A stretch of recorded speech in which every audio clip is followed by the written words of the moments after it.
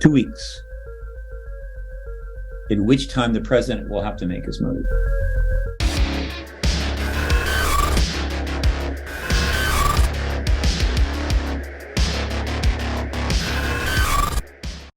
Welcome back. I'm here again with Steve Bassett. Steve, welcome back.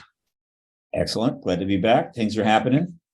Yeah, they just dropped that bombshell on me with the letter to Arrow. So we went it seems like the timeline is proceeding apace pretty quickly. No, the letter, forgive me, the letter that we discussed in a previous episode was about Arrow. It wasn't to Arrow. That letter was from that was higher. Senator Mark Rubio, Senator Mark Warner, to Secretary of Defense Austin and Director of National Intelligence Avril Haines. That's as high a letter level you can have. That's historical stuff. Anybody that could get the original of that letter and have it signed by all four of those guys, they'll be able to sell it in about 20 years and put all their kids through college. Okay, so we get to the Senate Intelligence Committee. Okay. Yes. There's another set of hearings where they interview witnesses. What's again, pure speculation, what is the timeline between that moment and when the president finally gets out? And then you mentioned a potential spoiler. What's to stop Mr. Putin from nothing sliding right in between? Nothing?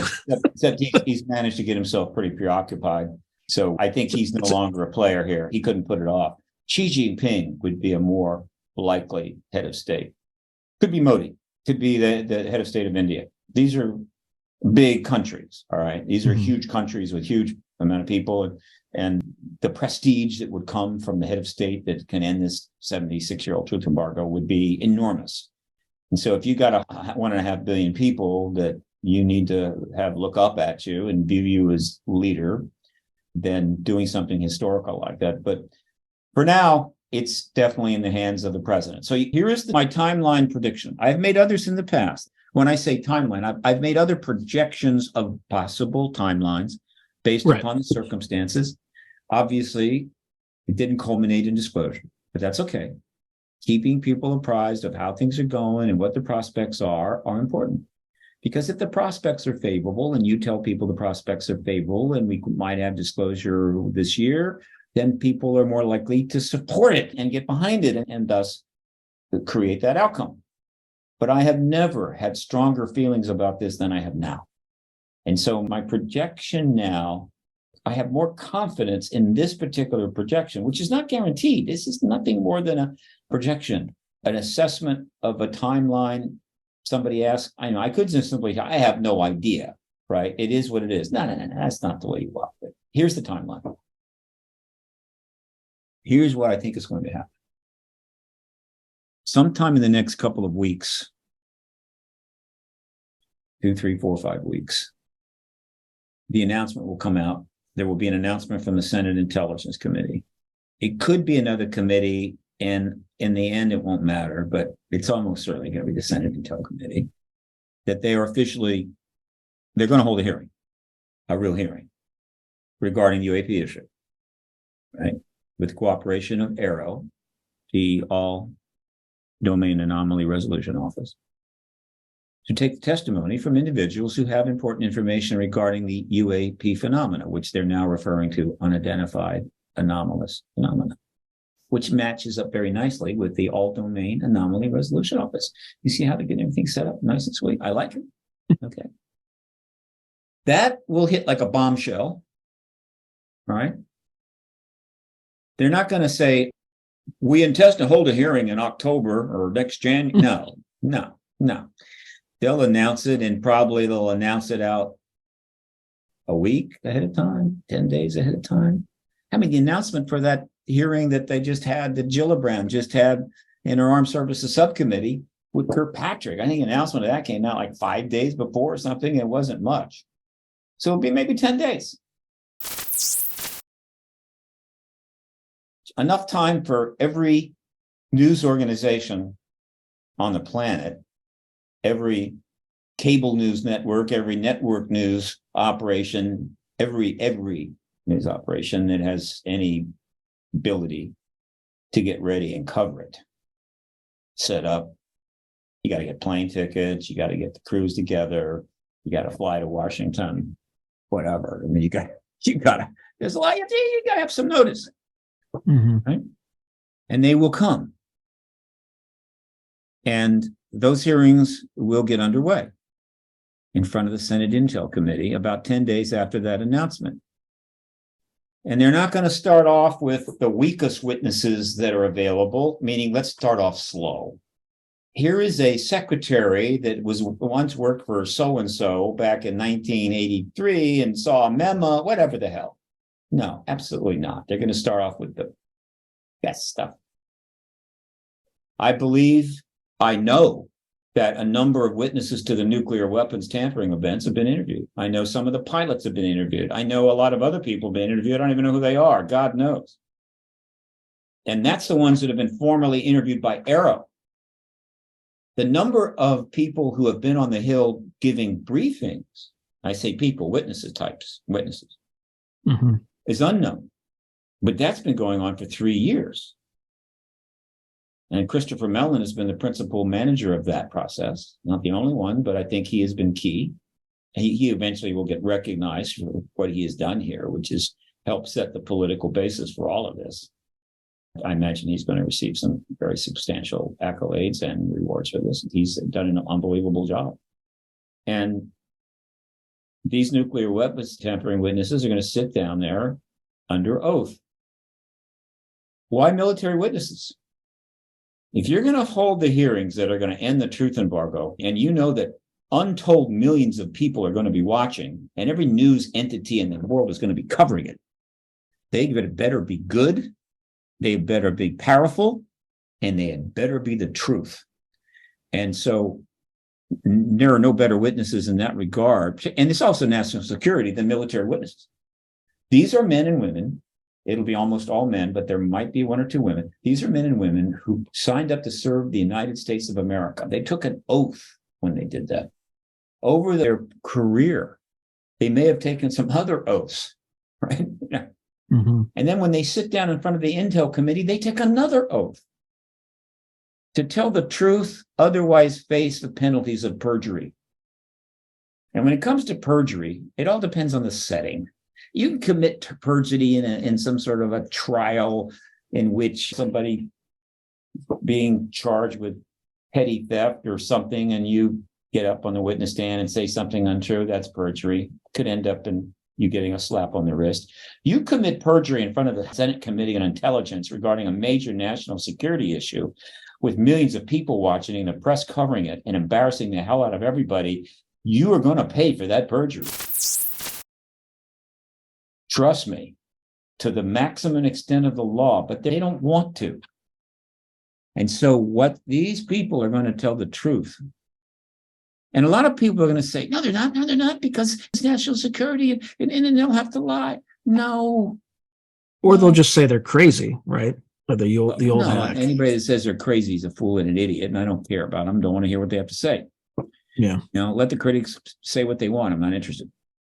Now, what people have to understand, right, is the way these things are done. There may be a witness, and again, it's witness, not whistleblower. They are not whistleblowers, period. You will not hear the committees talking that way. You will not hear the senators talking that way. That is not what they are. They are witnesses. Whistleblower has an entire different connotation. And I assure you, if you work for the United States government, you do not want to be called a whistleblower in public. Even if you are a whistleblower, you would rather not be told. Your life doesn't get better, right? You're put in a basket with a bunch of other people that have had very difficult times. You are a witness bringing some truth forward that will be useful to the United States Congress. Okay? So the nuclear witnesses are going to testify to firsthand experience where they were on SAC-based facilities managing nuclear weapons ICBM flights, and a thing comes down and has hovered near and or over the flight and turned all the missiles off. Or there was a coincidence where the missiles all turned off, which had never happened before, and it just Right. happened to happen with a thing hanging over the which then flew away. Simultaneously when they were not One of those linked really together. right. Right. And they're going to tell the story. They submitted affidavits on this, or tried to Congress and to the media years ago, no later than 2010 and maybe sooner. This is a set of affidavits from nuclear weapons tampering witnesses that were submitted and been out there since no later than 2010. What's that, 13 years? And they've been trying to get on in front of Congress in a congressional committee hearings for longer than that, 20 years. First affidavit, Bruce Fenstermacher. All right. Okay. Second affidavit, Raymond Fowler. Affidavit. Whoops. And it has the complete history of what happened, right? And some of them are very long. This is a particularly long one. Affidavit, Robert Jacobs, to the famous event where the ET flew in and knocked a dummy warhead off one of our missiles. Just flew in and did that. No big deal. I mean, anybody can do that, right? Affidavit, Robert C. Jameson. All right. These are all former officers now. Mm-hmm. Affidavit, Jesse Marcel. That, of course, is too Roswell. Affidavit. Is he still alive? No. Bradford Runyon. Affidavit. Let's see what else. Robert Salas, who is Malmstrom. not just a witness. He is an activist. I mean, he has been an activist on this issue for years. David Schindel. Okay. Affidavit, Charles Halt. That's Rendlesham. Yep. I think two of these men are dead. The truth embargo was able to outlive them. But the rest are alive. Let me be really clear. If 5 or 6 or all of those men sit down in front of the Intel committee and they provide the testimony just in those affidavits, which have been around and available to journalists for 13 years, the media will literally go, all right? Because it completely legitimizes the single most national security concern that they would rightfully have. Mm-hmm. Meaning, there are things out there that fly around in craft that we can't build that can turn off nuclear weapons in a way we can't do, right? And so 2 things have just been established, and one is favorable to the government and one's favorable to us, the citizens. 1, this is a legitimate national security matter because they can turn our nuclear weapons off. And 2, they're here. All right, you see where I'm going here? Everybody wins.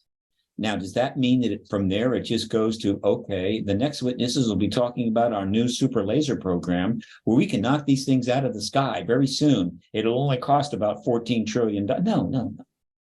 Most of those witnesses are of a mind, and I know this for a fact, that, yeah, they turned our nuclear weapons off, not as a threat to us, but as a warning to us. All right. And then there's the pilots that have had the sightings and on and on. These hearings will begin. They will be some of the highest rating things ever seen on TV ever. They will be worldwide. I'm sure there's going to be people translating them in some of the foreign press. I think that will take 2 weeks. We had a lot of hearings. I think there was like 3 years of hearings on Benghazi, and there was like many, number of hearings and so forth with respect to 9/11. Benghazi was, I think, not that big a deal. 9/11 was more important. This is 1,000 times more important than both of those together. All right. Mm-hmm. Okay. 2 weeks, in which time the president will have to make his move. That soon, that fast. Absolutely.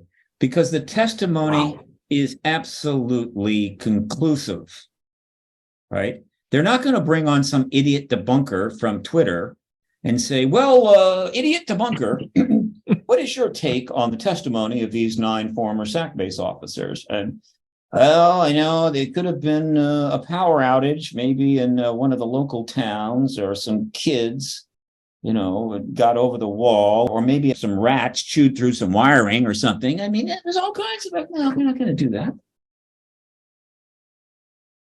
And so essentially within 2 weeks or less, the number of people in the United States, the number of journalists working in the United States without getting into other countries is going to go from this many, no damn well this thing is true, to that many, no, this is true. And that's the ballgame. And so now the president has a decision to make. Am I going to play dumb on this?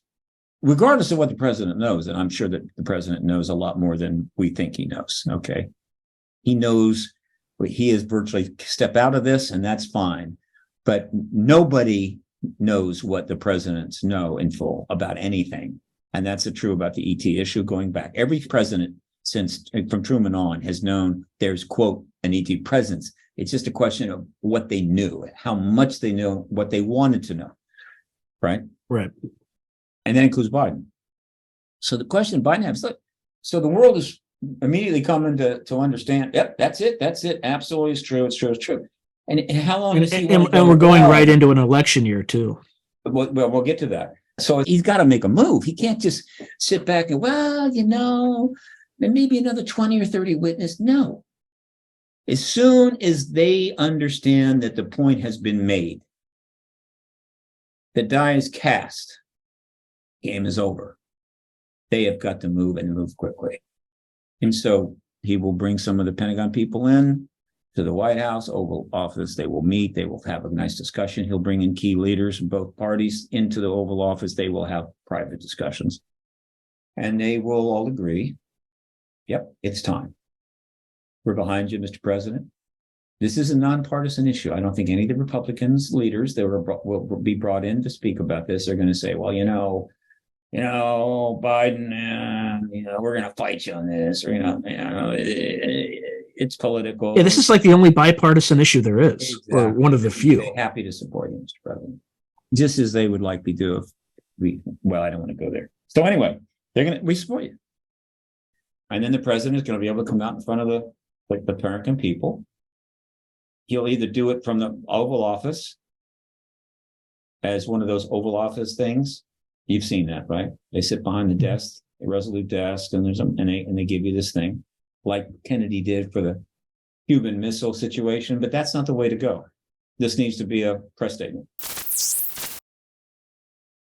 Should it be in the press room? Not big enough. It needs to be in a room that I was in a number of times. I attended two press conferences in this room, East Room of the White House. It's a big room. And there's this hallway. It's called Cross Hall. And people have seen it. They didn't know what it was called. But when the president comes out at the end of Cross Hall and get in front of this podium, you can see this hall behind him, right? Goes way back. Mm-hmm. And then they'll get done. They'll turn around. That's called Cross Hall. He'll walk out at the end of Cross Hall, get up on the podium, and the whole East Room will be filled. It can handle, I'm thinking about 150 reporters. Could be that many. It'll be full. All right. But believe me, there'll be more reporters that want to be in that room that can be in that room, but they will try to be representative, and they'll try to have the right ones, and they'll have a certain number of international reporters. And he will step to that podium and he will say something like this. I wish the American people to know that I have been watching these extraordinary hearings along with you these past couple of weeks. Testimony is compelling. And I have, as a result, met with the Secretary of Defense and other top officials, national security heads, and agency heads. I've also met with congressional leaders on both sides of the aisle. And we've discussed this testimony, and we have all agreed that it is confirming. And therefore, I am able to say to you today that the phenomena that is being discussed is of non-human origin. The technology that is being discussed is non-human made from somewhere or from other planets, depending upon how much they know. If they know they are extraterrestrial, they would be foolish not to say so. Because if they don't know, and I can't believe that, but I could be wrong. But I mean, if it were the case they did not know, they could say from somewhere, meaning, and there's not too many options, okay? From another planet, from the future, from the inner Earth, or from another dimension. I mean, these are it, okay? As far as I know, there aren't any other options beyond that, all right? So, however, I know the government knows more about the ETs than I do, and knows more about the current developments of physics than I do. But I know enough, and also just history in general. But I certainly know enough to say with high confidence that the chances of the ETs have always been here all along, living in caves or the inner Earth, is minuscule to the point of nothing.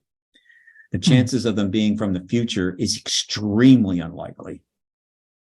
Remote possibility. The chances of them being from another dimension is also extremely unlikely, but not zero. But the overwhelming likelihood is they're from another planet. All right? Now, that's a lot to say, right? So if they're not convinced, already don't know. I mean, they were able to communicate with the Roswell alien that survived. I mean, they could ask him, where are you from? He said, well, but interestingly enough, assuming one enjoys Ancient Aliens like I do, I love Ancient Aliens. I think it's done a huge service to the American people. I know that there are archaeologists out there that if they happen to see Ancient Aliens online, they run screaming for the room. I understand that. Ancient Aliens is not a PhD class in archaeology per se, though. Yeah, but the PhD's got Globeki Tech. I can't say the name. Globeki Tech, yeah. Yeah, they got that wrong, right? There are many things that have been discussed and speculated about in Ancient Aliens that will prove to be totally Earth-oriented, meaning there's an explanation, it's nothing to do. But I think Ancient Aliens has sufficiently made the case that ETs have been around for a while. Now, if there was no extraterrestrial presence today, no Roswell, no phenomena, no millions of sightings, all of the stuff that makes up this issue had never happened. And somebody came up with a show when they're going back in the past and saying, based upon what was happening there and there and there, and it would be like, really, come on, give me a break. But once you know the ETs are here now, and I know that, and a lot of other people know that, then going back in the past and looking at this evidence, a whole different ballgame. And so ETs have been coming and going. Which ones, same ones, I don't know. But in terms of what I will call exo-archaeology, or even exo-history, if you accept that there's validity there and you seriously consider some of the stronger evidence, the ETs in the past have told our ancient ancestors they came from out there, right? They told them, I mean, these ancient astronauts the ancient civilizations didn't really understand too much about the galaxy or physics or anything else, but, it's like, we come from up there, right? Yeah. Okay. And We're the sky people, right? Yeah, I mean, we're from up there. They didn't tell them, we come from another dimension. We live right next to you in another dimension. No, they never said that. And so when you add it all up, they're from another planet. I think the government knows that. And if the government knows, now, is it possible it's all four? Got a little inner Earth ETs, got some dimensional ETs, time traveling ETs, whatever. Got all four. Again, it's possible. But if the government knows that they are from another planet, it would be extremely wise if they confirmed it. In other words, this is non-human technology and non-humans engaging us from other planetary civilizations. That is disclosure. That is what I would expect and hope the president would say at the end of Cross Hall, a couple of weeks after those hearings start. So that puts disclosure midsummer to late summer. Okay. Now, some people. By the way, John Ramirez, former CIA, retired. This timeline is very consistent with some of the things he said recently. I met John just recently, had a nice chat with him. I need to spend more time with him. He's one of many people that are on my list of, boy, if I could just get things more together, I want to start really spending time with some of these people, because there's just a wonderful array of people that are engaged. I would love to chat with them if I knew how to get a hold of them, but that's neither here nor there.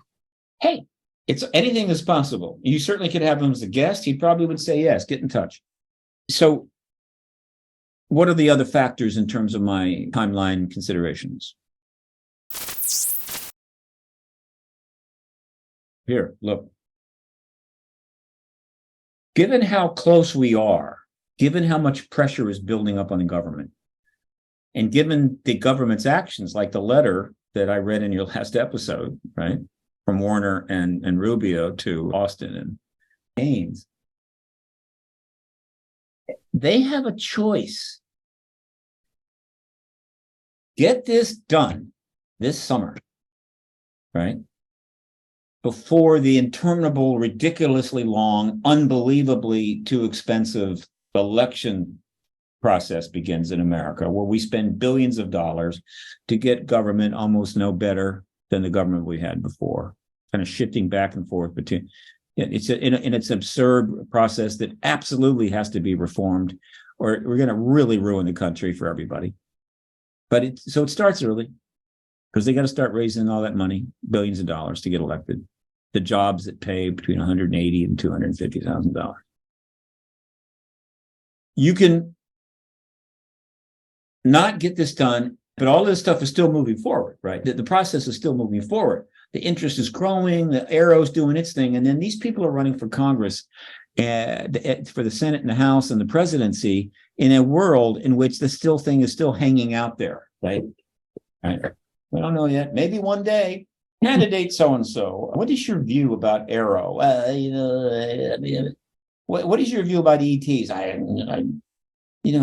We can't, and they're not going to tell us what they really think. They're not going to tell us what they know. They're not going to tell us they even care. And so all these people are running for Congress, in which the most important issue in the world is really off the table. They really can't speak to it. And so once again, we're sending people off to represent us without really knowing what they know about an important issue. Well, guess what? That's pretty much how we've always done it, right? They give us a bunch of BS and lies. We buy the BS, we put them in office, and they do whatever the hell they want. And that's working so well for us. We're just things going so well for the United States and the world, and all our problems are being solved, and the wars are going away, and the nuclear weapons are being dismantled. Yeah, it's working so well. But here is an opportunity to depart from that particular approach. So that would be one way this works out. The whole issue will just sort of be there, like it kind of was in the Hillary Clinton campaign, when I went to a lot of effort to really force her hand and Podesta's hand and force them, literally put them in a position where they had no choice. That's a whole thing that's called the election campaign. It's on my website. It was all operated out of Washington. It was, grassroots, but I knew how to do it. And so I ended up doing the work along with my publicist, who is a legend in this town and knows everybody. We ended up generating 400 articles. 400 articles in the media about the connection between the leading candidate for president, Secretary Hillary Clinton, and the UAP issue. And they're going on TV and talking about it. It'll be kind of like that, even more nebulous in a way, as we go in, and everybody may be having to say something, but whatever, and it's all going to be utterly stupid. It's going to be people who really can't say what they really know and what they think, and they're all going to look like idiots. Or get the hearing, get the announcement, confirm the ET presence this summer, and now everybody who's running for Congress and the Senate, hell, governor, state houses, every election candidate, and there are thousands of them, in the coming 2024 election cycle will start from day one knowing that the issue of an extraterrestrial presence has been resolved. We are not alone. And therefore, they are completely free to say whatever they think about that and be candid and know about it in many cases. And so it will be candidate so-and-so. What's your feeling about the way the president is dealing with this new confirmation of an ET presence? Is Aero set up the way you like it to be? What are your national security thinking on that? Are the ETs a threat? Blah, blah, blah. And the person is going, well, maybe the person has got a military background, a science background, and they're giving very lucid responses to this. And the public is going, oh, thank you. Right? And not only that, but because this issue is so obviously nonpartisan, even the craziest partisans out there, and we've got some crazies. I mean, these are people that need to be rounded up and taken to a safe place. All right. Are not on both sides. And I think we know on both sides. They can't partisanize this. They don't know how, and they can't. It is a totally nonpartisan issue.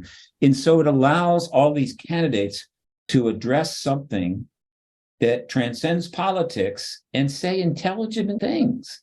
It is a gift to every freaking candidate that's running for office. And so if President Biden is able to get this done this summer, he gives them this gift.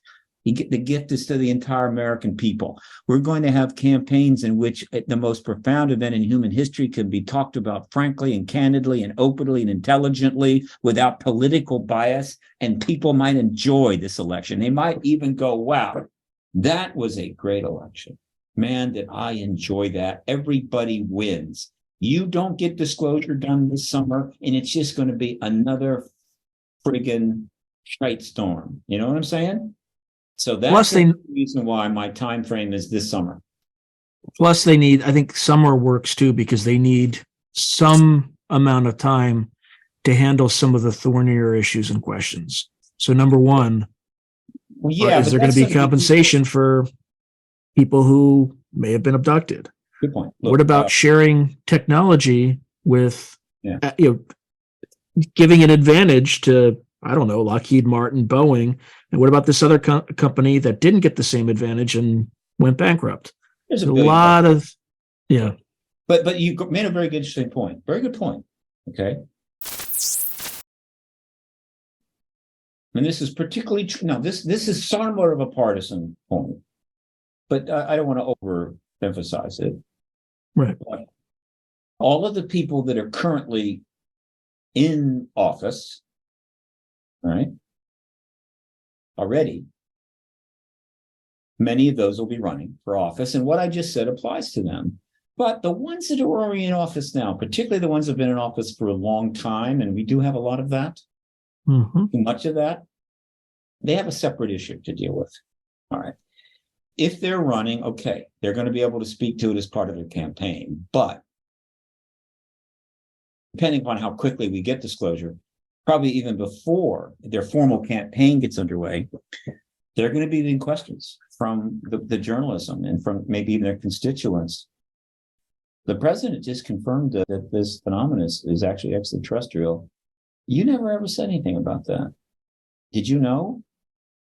You're on the such and such. A politician has plausible, I didn't have access unless they were on the Senate Intelligence Committee. Well, they can. There's a lot of committees. I mean, there's the Armed Services Committee, there's Intelligence Committee, there's the Homeland Security Committees. Believe me, there's a lot of members of Congress on those committees. But even if you were on the Agricultural Committee, right, you're representing the government. You are an important person. Did you know? And they may be able to say, "No, I had no idea."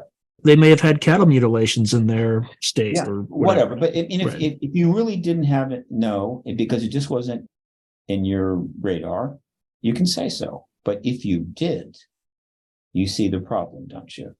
And so they have another set of problems. And that's another reason why the sooner they get it done, the more time these already serving politicians have to formulate how they're going to address the post-disclosure questions. And obviously, a lot of those are going to be members of the president's party. And so by getting it done early, he is giving his own party's candidates time to deal with some tough questions. And of course, he's giving the other party's candidates as well. But if he doesn't get it done, everybody's screwed. So again, it's a gift. But it's a nonpartisan gift. So both parties will recognize, boy, that was helpful. Thank you so much, President Biden. So they have another problem. I imagine there will be a number of candidates who plan to run, maybe even have sort of started the initial campaign process, that have been in office, that if this announcement goes down, they will choose not to run. They will say, look, I knew this, I knew that. I did what I felt was right, but I would rather not have to answer those questions and in another candidacy, right? The truth embargo was a tough call, and I'm sure that there will be those that will answer those questions. They will say things like, yes, I was briefed on that 22 years ago. I was briefed on that then. I knew this, I knew that. It was national security. I felt it was appropriate. It wasn't my role to do that, but I have certainly, kept up on it. And I still want to be your senator. I still want to be your member of the House. Some will do that. Others will, I think some will say, I don't want to. We'll see. What does I have a choice? They'll have a choice. Yeah, I think they're going to have to work through some legislation to protect, so like Lockheed Martin doesn't go bankrupt based on shareholder lawsuits from, like things like that you just kind of start with a blank slate, forgive, you have to do something. Yeah, I know what you're talking about. Look, there's going to be, well, this is America. Okay, so some people are going to be suing people. I mean, there's going to be some lawsuits. There's going to be some anger and some frustration and some lawsuits and so forth. And that's going to be part. Well, what can I say? So what? Now that's the dark side of it in America. Okay, but the positive side of it though might be that instead of fighting not only internally here, but fighting like the fighting in Russia, Ukraine, things like that, we now have a new direction to look, right? That gets into an interesting area we can go into. We can go into that later. We can talk about that, but let me just say this, that the message I'll be putting out on CNN and MSNBC and all those other wonderful networks, because they're going to call you actually might be better on some YouTube channels that have more. Well, I'll do it all. I'll do it all. Right. Right. Hey, I have many podcast friends, and I'm not going to forget them. So I don't care what happens. You call me up, I'll do your podcast. The point is that disclosure triggers a new world. I call it the post-disclosure world. It's a paradigm shift of unprecedented level. It's beyond description. You can't describe it. It's an opportunity to fix stuff. It's an opportunity to rethink. It's an opportunity to do a lot of things. Doors will be opening all over the place that were locked before. And so to the extent that we focus on how are we going to fix and reform, improve the lot of the human race in the post-disclosure world really is where we need to be focusing our attention, and not on how many freaking lawsuits we can file or how much we want to bitch and moan about how things went and didn't go and all that. We need the historians to definitely turn their attention and start doing a whole lot of history on from 1947 to and rewriting it. Yeah. And we need a new show called Modern Aliens. Okay. History, Modern Aliens. Okay. They can do 400. Well, there's you're going to have exobiology, you're going to have exoarchaeology, you're going to have all entirely new fields if this happens. So Ancient Aliens was very successful, but they need to do the Modern Aliens. And History Channel, I did Ancient Aliens a few times. If you decide to do a huge series called Modern Aliens, I'm available. Call me, right? But history needs to get in there, and they need to get it out. We need to ultimately know the whole history of this. That's important. But litigating it or bitching and moaning about it, we're not going to have time for that. In the post-disclosure world, there is going to be a to-do list that's impressive. There's no refrigerator large enough in the known planet to handle. Well, and there's risks too. Let's say we do have some zero-point energy technology, right? Well, what happens to everybody who's employed in the fossil fuels industry? Or not fossil fuels, but the energy industry. There's going to have to be thoughtful programs about transitions and detransitioning from old economies to new economies. We have and to doing it in a adjust, way. adapt, and fix. Adjust, adapt, AA,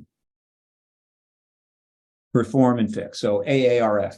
We have to do all those things and use common sense and do it nonpartisan, right? Mhm. And not even non-nationality. In other words, the post-disclosure world has got to be addressed on a global basis, and everybody needs to benefit to the extent that there is any benefits, and everybody needs to know to the extent that there's things that everybody needs to know.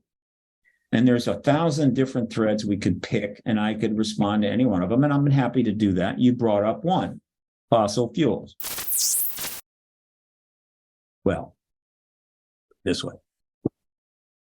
One of the more recent developments is that, and again, this is why I know my timeline, I think, is pretty solid, is that there have now been a number of references by people at a high level to crash retrieval project, right? So the idea of crash retrievals is fully in play. Gary Nolan, Nobel Prize nominee, said it, right?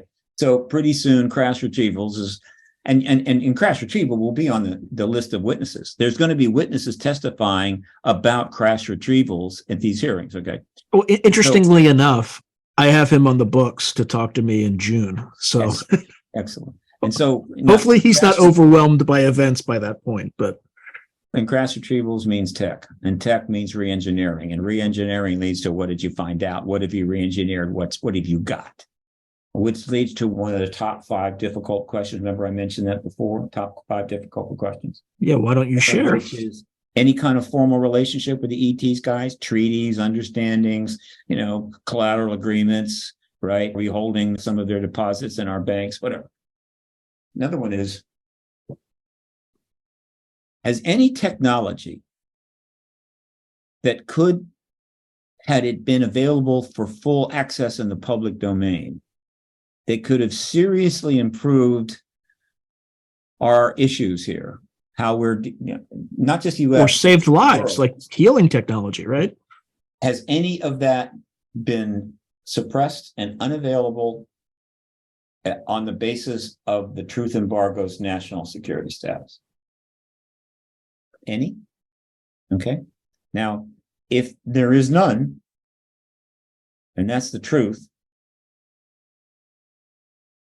I would be disappointed. It would be a good thing because, okay, we're not going to have to bitch about that. That's not going to become a thing, because it will be a thing, right? It won't be a huge distraction. But on the other hand, I'll be disappointed because I want them to have that. I mean, I want them to be there, and then I want it out. Okay. Right. And so let's say that's the case. Boy, that's one of those tough questions. And people are going to get pretty upset about it. And some are going to focus on that obsessively, and others are going to focus at, okay, now we're going to be able to get this technology. Yes. Okay. What are we going to do with it? So now a simplistic example would be a major energy breakthrough. No question. All right. A technology that was re-engineered from the craft, which generates energy in a way that is far more effective, cheap, highly effective and cheap, and non-polluting. Okay. Mm-hmm. So, boy. And so that technology, they do have it. And the truth embargo allows it to be released with caution, because we'll assume it's a powerful technology, and therefore we don't want it weaponized. And people say, well, then that's why it has to be secret. No, we weaponize everything, right? And so the idea, we weaponize the atoms. Would it have made a difference if somehow atomic technology had been classified and nobody knew about it, but the government, they'd have still built the damn bombs. The point is that, yeah, this time, as a part of the new way of working in a post-disclosure world, yeah, we've got this extraordinary technology and we won't weaponize it. Okay, we'll go to great measures to make sure it's not weaponized. So that technology is available, and it allows us to drop the price of moving an electron from A to B 99%, meaning 1 penny on the dollar. There's no such thing as free energy, but let's just say that the cost of moving an electron from A to B drops from $1 to a penny. All right. And essentially all the energy issues in this world basically result in moving electrons around. It just depends on how you move them. All right. Whether it's water going through a dam and swinging a turbine, or whether it's a nuclear reactor boiling water to spin a turbine, whatever, it all comes down to moving electrons. The economic impact on the world would be profound. Okay? Think of how much money would be available to the world's people if the cost of moving that electron and generating their air conditioning and heat or whatever the else they do, cooking their meals, dropped 99%. That frees up all that other money to spend on other things they might need. And then, okay, I mean, that's pretty straightforward, right? And so that's a massive economic benefit to our capitalistic world. Now, but then in the long term, but in the short term, it depends on how fast they do it. I mean, look, let me tell you, it could cause massive inflation, right? No, not inflation. No. The cost of energy goes down. The cost of producing stuff goes down. Making stuff goes down. It lowers the prices. Let me put it this way: dropping the cost of moving an electron from $1 to a penny. There's nothing bad about it. It's so good. It's almost too good. It's just incredible. All right. Overnight. Now, if you say, oh no, if you had to do it over a period of say 500 years, it wouldn't matter because we won't make 500 years. The place will be a hell on earth. I'm talking about doing it within maybe a decade or less, because there will be a Marshall program, right? What do they call it? It's a Marshall. But anyway, the Manhattan Project or Marshall Plan. It'll be a moon launch program of unbelievable proportions and global size to ramp that up as fast as possible. I mean, they will throw everything at it. Okay. But then there's the downside. All the people that make a living in the oil industry, right? Oil and gas industry is no longer needed to move that electron. Well, two things. In terms of the companies, don't worry about the companies. All the oil companies are richer than God. They got so much. Yeah, they'll money, get on. so They'll get on the assets. racket at the they'll get in on it. Billions of dollars. Okay. And so suddenly their fundamental source of income, which is selling oil at a ridiculous price to pollute the world, starts going away really fast. And they take all of those assets and all that other money that they have. And you know what they do with it? They reinvest it in this. They invest in all the countless companies and startups that are going to emerge when the price of energy drops 99%. In other words, the opportunity to create businesses and do stuff will just explode, and they'll be investing in all of it. And before you know it, all the people involved with the shares and stocks in energy companies will be even richer 12 down the line. Now, about the employees, okay? Well, if I'm the government and I see the benefits are coming because this energy is going to transform the country and provide enormous economic implications and everything, and business and opportunities, I immediately move to make sure that everybody working in the industry is going to be just fine. All right. In other words, well, first of all, the reason free energy is not free. If you had a technology that allowed you to move an electron without polluting anything much easier and much greater force because of extraordinary technology that you garnish, you still have to build the systems to do it. Yeah, the infrastructure, right? Okay. I mean, there's got whatever it is they got, you got to build it, right? You got to build. And this idea of having little things in their home, that may be true. A little device in your home provides all the electricity you ever need. You still got to build hundreds of millions of them, billions of them, right? But then in terms of industrial use, you've got to build big plants. And so huge numbers of workers in the industry will be shifting over to that infrastructure, right? And they should have absolutely priority on that. Yeah, and you won't be able to build that stuff fast enough. So the wages would, well, again, some wage, because you wouldn't be able to hire enough people quickly enough, so you'd have to pay them a ton of money, which is good for them. The paradigm shift post-disclosure is going to generate so much income and money and resources and wealth. It's hard if the technology is there, if it is there. Now, that's the one we're most interested in. The anti-gravitic technology, of course, is also pretty profound, and it appears that we've re-engineered it based upon what I know, and we can fly our versions of it around. Now, there's all kinds of cool things that come from that, and not to mention being able to cruise around the solar system, perhaps a lot easier, which means we could set up Starbucks on Mars.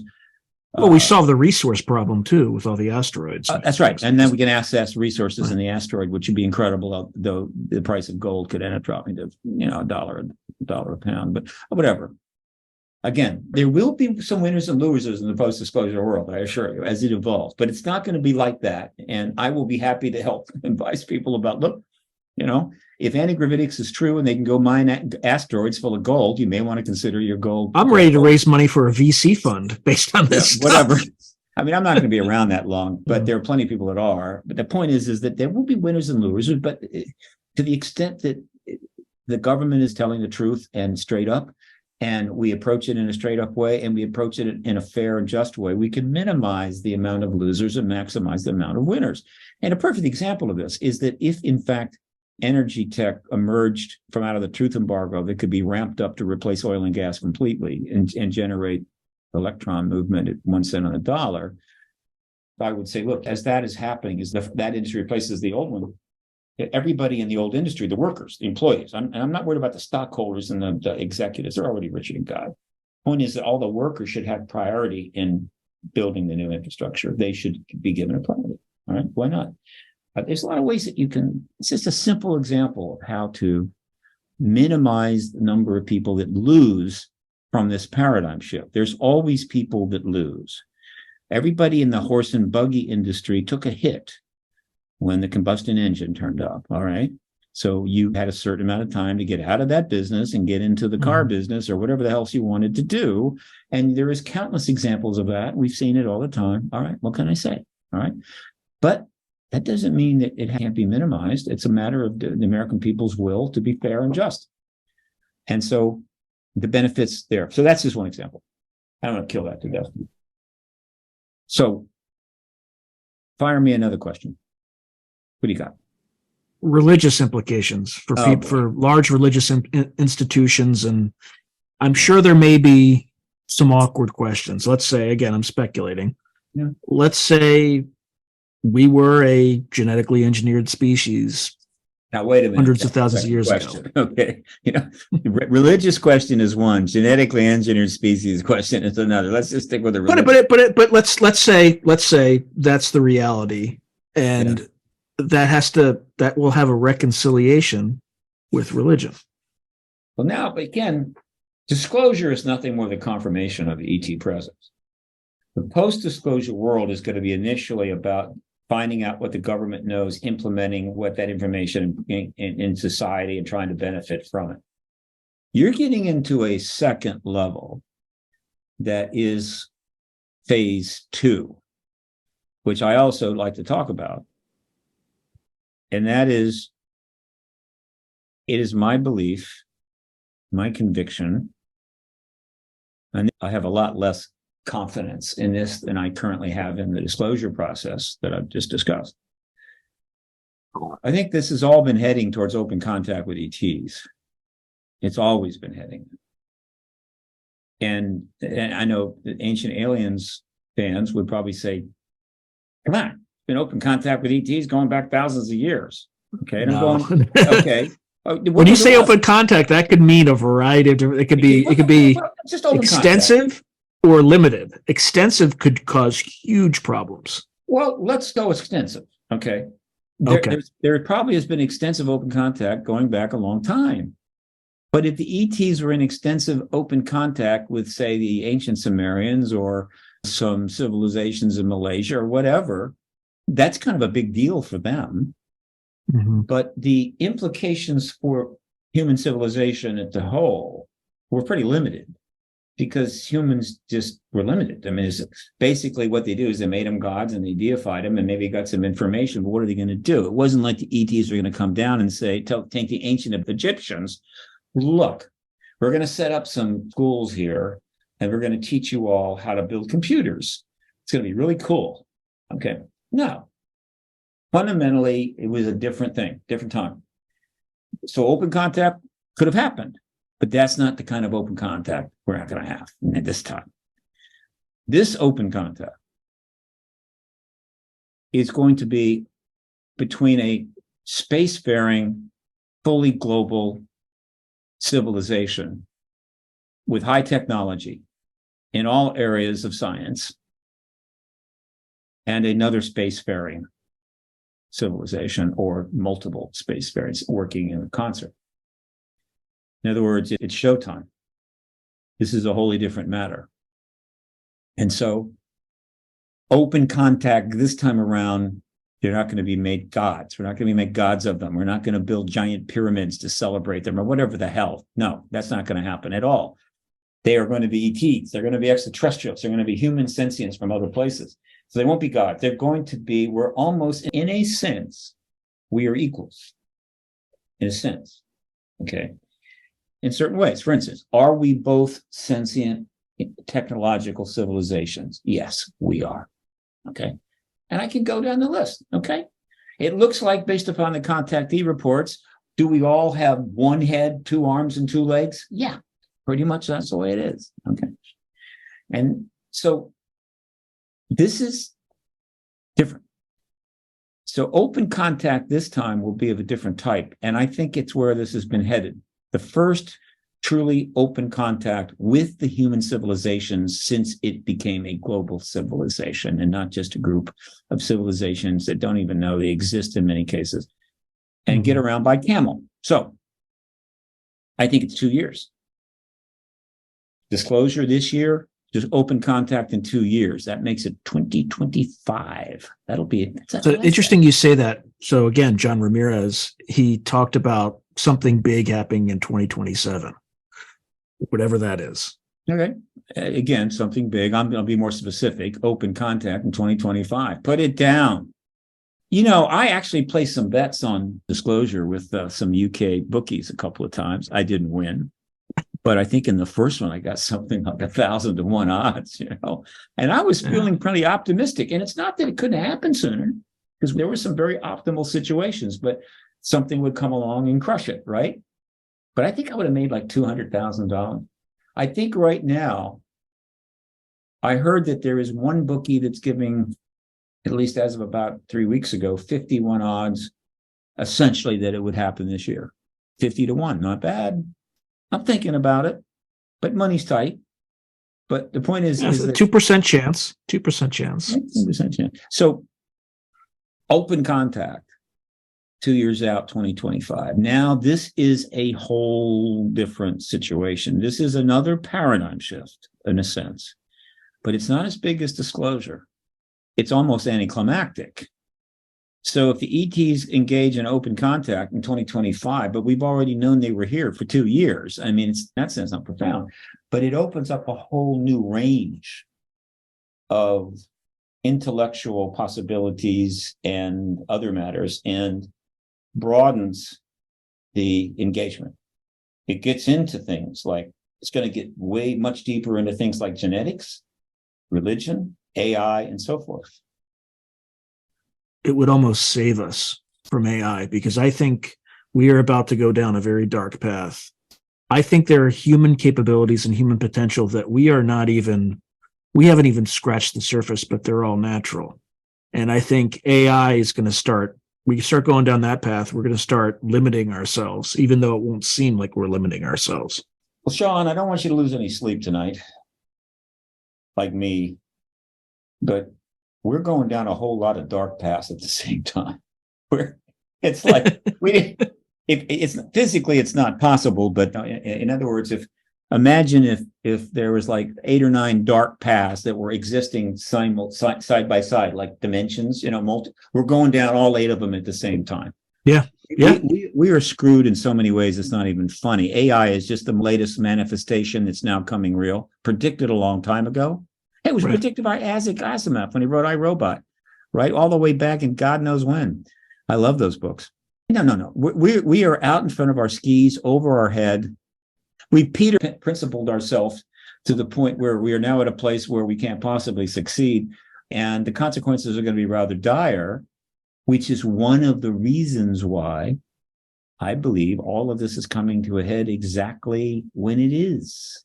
All right. So potentially when it was always supposed to. Yeah, well, I'm not one of those guys, but the point is that things happen, and then there's a reason they happen, but they're not preordained.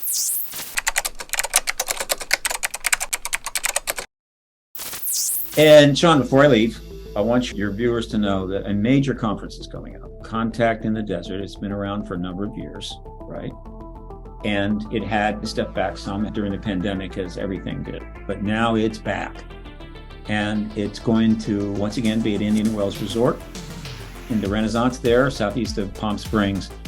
At this point, I think we're looking at maybe 2,000 people are going to attend, 60 speakers. I will have a lecture, I have a workshop, and be emceeing the awards banquet and things like that.